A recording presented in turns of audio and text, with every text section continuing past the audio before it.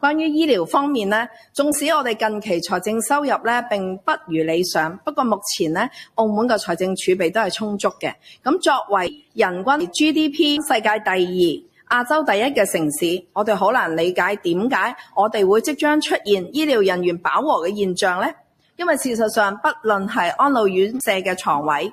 醫生護士人員嘅比例、社服人員嘅比例，都係同世界各國平均嘅中位數咧存在差距。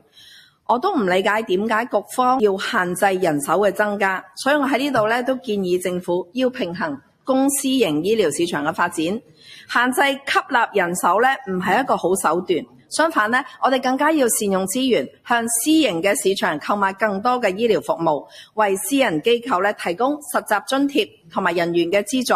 更好咁樣保障私營嘅機構收支平衡，等私營嘅市場咧都能夠有能力可以吸納更多未來嘅醫療人才同埋醫療畢業生，透過分流咧可以提升整個醫療服務嘅效率，等市民咧就診更加方便，同時咧都減低咗公共醫療嘅前線人員嘅壓力。